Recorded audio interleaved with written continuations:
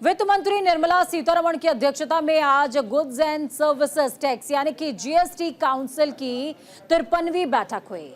मोदी 3.0 कार्यकाल में पहली जीएसटी काउंसिल की बैठक हुई है, जिसमें जीएसटी को सरल बनाने पे यानी कि और ज्यादा इजी बनाने पर मंथन हुआ। केंद्रीय वित्त मंत्री निर्मला सीतारमण की अध्यक्षता में हुई बैठक में कई राज्यों के वित्त मंत्री भी शामिल हुए। मीटिंग में जीएसटी से जुड़े कई अहम मुद्दों पर चर्चा हुई है।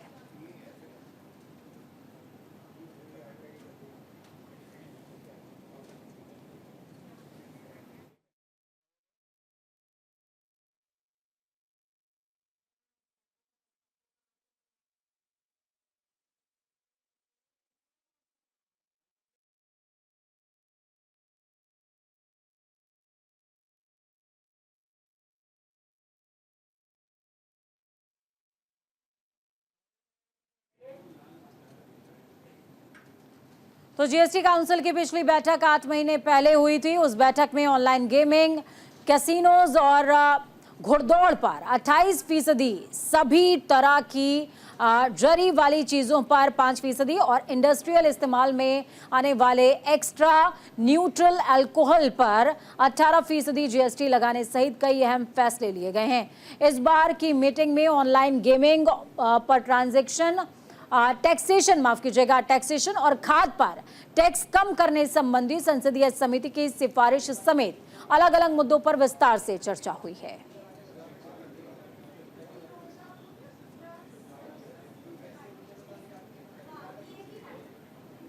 तो इस बीच जो 5 अहम फैसले हुए हैं वो आपको बता रहे हैं। फर्टिलाइजर पर माफ हो सकता है जीएसटी। दूसरा, ऑनलाइन गेमिंग पर लगाए गए टैक्स की समीक्षा हुई है। तीसरा और अहम, पेट्रोलियम उत्पादों को जीएसटी के दायरे में लाने पर मंथन हुआ है। तो वहीं चौथा, कॉर्पोरेट गारंटी पर ज्यादा से ज्यादा स्पष्टता रहे, इस पर भी फोकस रखा गया है। 52वीं मीटिंग के अहम फैसले क्या कुछ रहे हैं ये समझ लीजिए। सभी तरह की जरी वाली चीजों पर 5% जीएसटी लगाने का फैसला लिया गया है।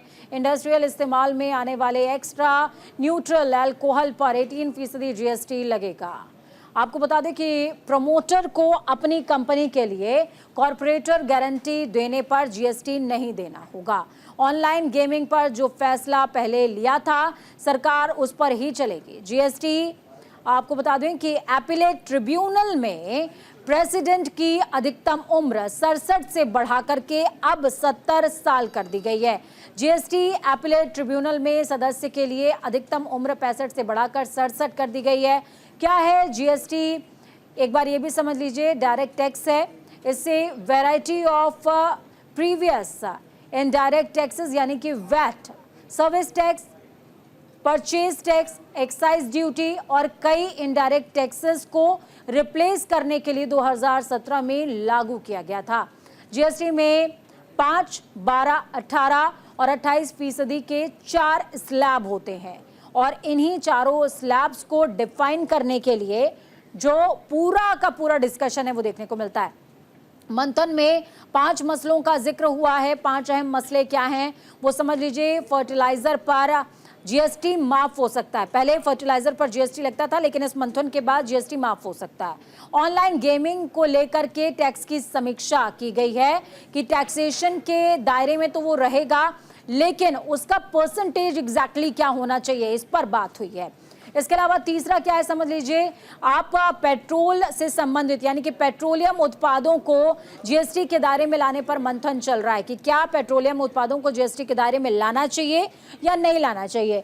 अभी वो जीएसटी के दायरे में नहीं आता है और अगर ये जीएसटी के दायरे में आ जाएगा तो सीधे सेंट्रल गवर्नमेंट को इसका बेनिफिट हो जाएगा। अभी ये जो पूरे राइट्स हैं ये स्टेट गवर्नमेंट के पास होते हैं। चौथा क्या है वो समझ लीजिए। कॉर्पोरेट गारंटी पर ज्यादा स्पष्टता पर फोकस इस मीटिंग के दौरान देखने को मिला है। 5वां जो सबसे अहम था, जीएसटी दरों को तर्कसंगत बनाने पर चर्चा की गई है और इसके अलावा उन चार्जेस को और उन टर्म्स को और इजी करने पर फोकस रखा गया है ताकि आम इंसान जीएसटी से इन्फ्लुएंस हो और ज्यादा से ज्यादा लोग टैक्स रिटर्न की तरफ जा सकें और इसके अलावा जो जीएसटी है उसको और बेहतर तरीके से समझ सकें।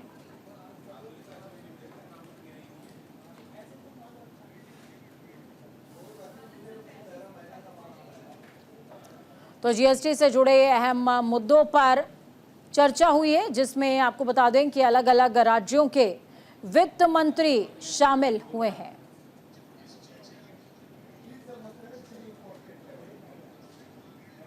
चलिए ग्राउंड जीरो का रुख करते हैं। इस खबर पर ज्यादा जानकारी के लिए आनंद हमारे साथ में जुड़े हुए हैं ग्राउंड जीरो से।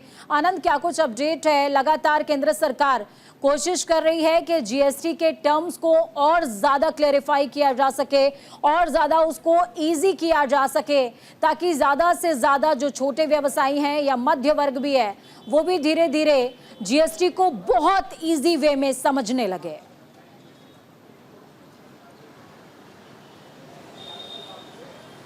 जी पूजा, आपने बिल्कुल सही कहा। जो हमने सुबह ही मॉर्निंग में इसको लेकर जो खबर दिखाई थी उसमें ये बताया था कि आज दो बड़े मुद्दे हैं जिसमें लेकर चर्चा होगी, जिसमें से एक किसान को लेकर थे, जिसमें फर्टिलाइजर को जो जीएसटी काउंसिल ने छूट देने को लेकर मंथन किया गया और हो सकता है जल्द ही आपको किसानों को देखते हुए कहीं ना कहीं खुशखबरें मिल सकती है। उसके साथ साथ कई ऐसे फैसले थे जिसको लेकर आज मंथन किया गया। उसमें स्प्रिंकलर्स भी एक थे कि फायर स्प्रिंकलर्स और बाकी स्प्रिंकलर्स में तमाम चीज़ों में जो जीएसटी था वो अलग अलग लगता था, जिसके चलते कई बार अधिकारी कंफ्यूज हो जाते थे। अब इन्होंने कोशिश की कि दोनों को एक ही यानी 18% का ही जीएसटी लगे, जिससे कम से कम अधिकारियों में स्पष्ट हो सके और चीज़ें आगे जीएसटी के साथ साथ भी तमाम जो टैक्सेस है वो बराबर तमाम लोगों तक पहुँचा जा सके। उसके साथ एक और फैसला लिया गया, जो इंडिया और रशिया मिला के एक वेपन बना रहे हैं जिसको असॉल्ट राइफल, जिसका नाम AK-203 है, उसको भी कोशिश की जा रही है कि जीएसटी से छूट दिलाई जा सके, जिससे जब भारत में वो बने तो उसकी कीमत कम रखी जा सके। और उसके साथ साथ जो डिफेंस से रिलेटेड चीज़ें हैं, जिसमें भारतीय वायुसेना, थल सेना और नेवी के जो आइटम्स हैं हम लोग बाहर से इंपोर्ट करते हैं, तो उसमें भी कोशिश की जा रही है कि जीएसटी की जो दरें हैं उसको कम की जा सके, जिससे वो जब हम इंपोर्ट करें भारत में तो उनकी दरें कम हो सके।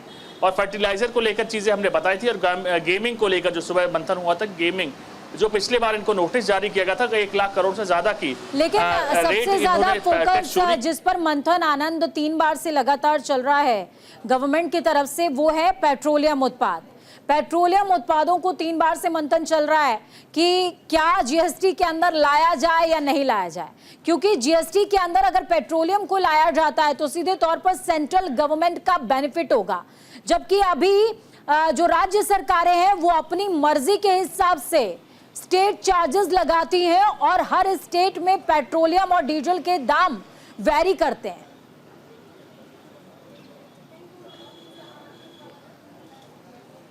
जी पूजा, आपने बिल्कुल सही कहा। अगर बात की जाए जीएसटी काउंसिल में पेट्रोलियम प्रोडक्ट को लाने, तो इतना आसान गवर्नमेंट के लिए भी नहीं है, क्योंकि अगर आप लेकर इसको सेंटर जीएसटी के अंडर लाते हैं तो कहीं ना कहीं हो सकता है इसकी कीमतें गिर जाएं, जिससे सेंटर को तो उसका प्रॉफिट होगा, लेकिन जब राज्य इकाई की आप बात करेंगे तो इससे कई राज्य हैं जो सीधे पेट्रोलियम पर वैट लगाकर कमाई करते हैं, और कहीं ना कहीं वो कमाई वो लोगों के उपयोग यानी डेवलपमेंटल काम के लिए उपयोग की जाती है, जिसके चलते अगर पेट्रोलियम प्रोडक्ट जीएसटी के अंडर में आते हैं तो राज्य को इसको लेकर घाटा देखना पड़ेगा, नुकसान देखना पड़ेगा, जिसको लेकर पहले ही कई बार मंथन हो चुका था जहां राज्य सरकार इसको लेकर राजी नहीं थे।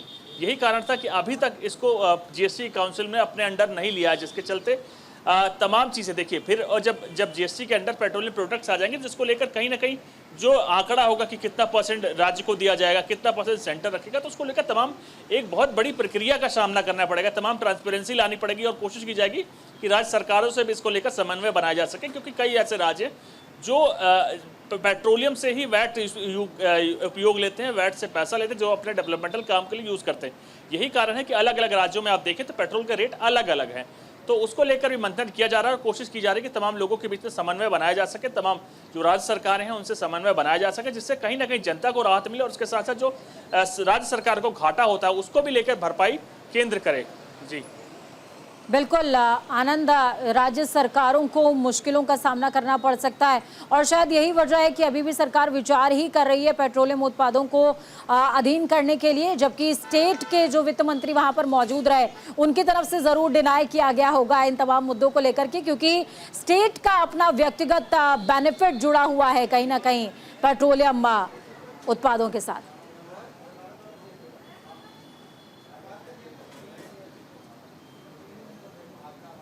जी बिल्कुल, अगर मंथन की बात की जाए तो लगातार तमाम चीज़ों पर तमाम जो राज्य के वित्त मंत्री हैं वो साथ खड़े होते हैं, लेकिन जब पेट्रोलियम प्रोडक्ट की बात होती है तो कई राज्य ऐसे हैं जिसकी आप जीडीपी देखें तो वो इतनी अच्छी नहीं है, चाहे मैन्युफैक्चरिंग की आप बात करें उतने राज्यों में इतनी इकाइयाँ नहीं जिससे वो प्रोडक्शन के साथ टैक्स वसूली कर सके, जिसके चलते उनका अब तमाम पेट्रोलियम प्रोडक्ट एकमात्र ऐसा जरिया होता है जहां राज्य सरकार टैक्स वसूलती है, चाहे वैट की बात की जाए। और यही कारण है कि अलग अलग राज्यों में वैट की जो प्रतिशत है वो अलग अलग है, जिसके चलते पेट्रोलियम के जो प्रोडक्ट के रेट्स हैं वो अलग अलग राज्यों में अलग अलग हैं। यही कारण है कि जैसे ही अगर आप जीएसटी के अंदर पेट्रोलियम प्रोडक्ट को लेकर आते हैं तो तमाम देश में पेट्रोलियम प्रोडक्ट के रेट एक हो जाएंगे, लेकिन उससे जो राज्य सरकारें हैं उसको नुकसान होगा। राज्य का बहुत बड़ी एक मोटी या कहें अच्छी खासी रकम वो वैट के थ्रू आती है, पेट्रोलियम प्रोडक्ट के थ्रू आती है, जिसके चलते अपनी इतनी बड़ी रकम या कहें कमाई पर राज्य सरकार नहीं चाहती है कि उसको लेकर कोई अंकुश लगे या बंद हो। बिल्कुल उस आनंद, अगर और तमाम चीजों की तरफ फोकस रखा जाए तो देखिए ये तो हम जानते हैं कि ये इनडायरेक्टली कहीं ना कहीं पूर्ण बजट की तैयारी है, इसी वजह से जीएसटी की ये जो बैठक है ये हुई है। लेकिन क्या जब पूर्ण बजट सामने आएगा तो राज्यों के साथ में टैक्स स्लैब्स को लेकर के या और अदर चार्जेस को लेकर के भी बातचीत हुई है? क्योंकि मोटा माटी अभी हम समझ रहे हैं तीन चीजें। पहला हमने फर्टिलाइजर समझ लिया, दूसरा गेमिंग समझ लिया और तीसरा हमने समझ लिया पेट्रोलियम इक्विपमेंट समझ लिया। लेकिन बहुत सारे ऐसे मुद्दे हैं जिस पर अलग अलग व्यवसायियों का फोकस रहता है। तो क्या पूर्ण बजट में इस मीटिंग का रिफ्लेक्शन हमें नजर आने वाला है जो टैक्स स्लैब या अदर चीजों में नजर आएगा?